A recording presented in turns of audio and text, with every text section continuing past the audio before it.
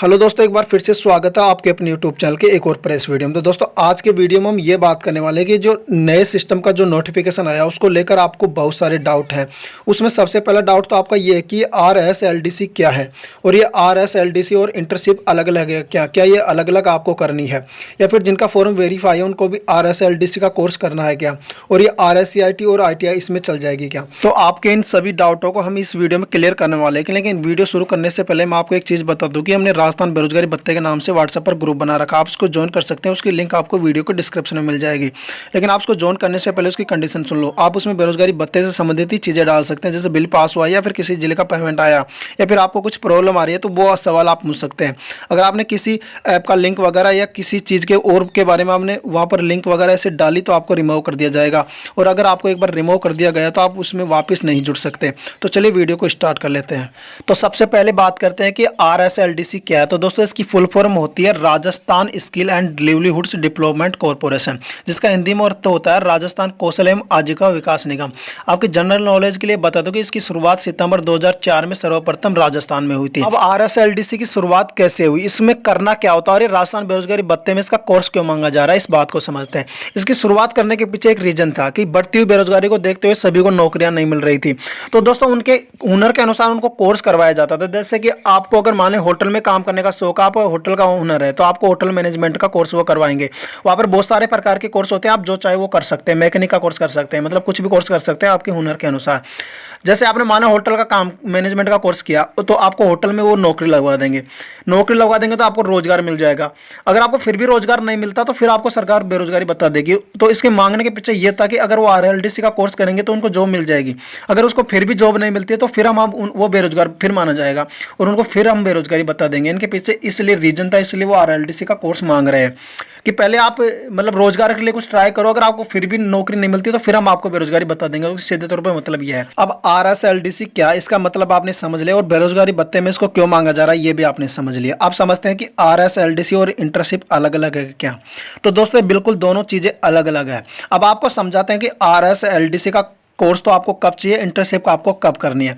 अब RSLDC का course तो आप सीधे तौर पे ये समझो कि जो नए अब अप्लाई करेंगे, यानी कि जो नए बेरोजगारी भत्ते का फॉर्म बनेंगे उनको RSLDC का कोर्स फॉर्म भरते समय ही अपलोड करना होगा।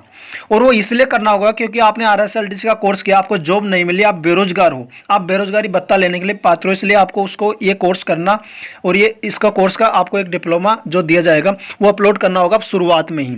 फिर इंटर्नशिप क्या है, इंटर्नशिप तो ये चीज़ है कि जैसे आपने अपलोड कर दिया, वेरीफाई होगा, अब जिसके बाद में आपका अप्रूवल होगा, और अप्रूवल होने के बाद में आपको फिर जो डिपार्टमेंट में 4 घंटे काम करवाया जाएगा वो इंटर्नशिप है।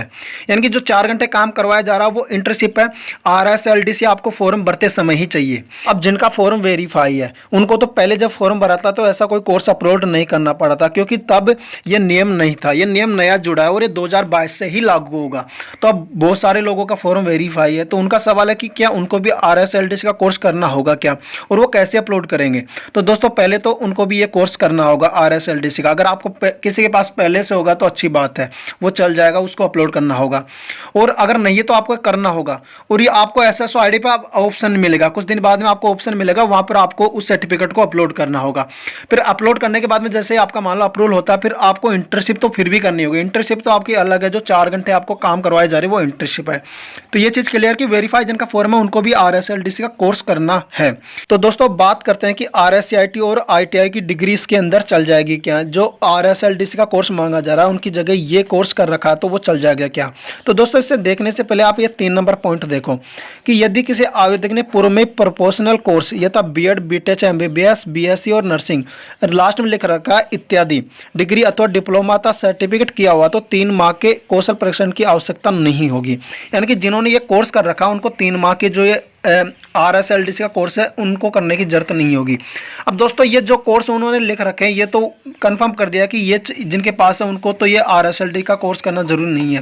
लेकिन लास्ट में उन्होंने इत्यादि लिखा है। इत्यादि का मतलब ये होता है कि इसी प्रकार के अन्य कोर्स, यानी कि इसी प्रकार के जो अन्य कोर्स भी आपने कर रखे हैं तो उनके अंदर ये चल जाएगी। तो इसका मतलब हम ये समझते हैं कि ITI और RSCIT का कोर्स आपका चल जाना चाहिए, लेकिन पूरी तरह मैं श्योर नहीं हूँ इस चीज़ के अंदर। लेकिन इसका मतलब यही होता है कि ITI की की डिग्री और ये RSCIT के अंदर चलनी चाहिए। बाकी तो ये कोर्स लिख रखे हैं, उनको ये RSLTC का कोर्स करना जरूरी नहीं है, लेकिन इंटर्नशिप तो आपको फिर भी करनी होगी। ये कोर्स तो आपको चाहिए, लेकिन इंटर्नशिप तो चीज़ अलग है, आपको मैंने बता दिया। तो इंटर्नशिप तो आपको, ये कोर्स आपके पास है तब भी आपको 4 घंटे तो काम करना होगा बेरोजगारी भत्ता लेते समय। तो दोस्तों कैसा लगा वीडियो? अगर वीडियो अच्छा लगा तो यार वीडियो को लाइक कर देना, और चैनल पर नए होते हैं चैनल को सब्सक्राइब कर देना। और दोस्तों अगर इसी प्रकार के आपके कोई और डाउट है तो आप कमेंट या हमसे पूछ सकते हैं।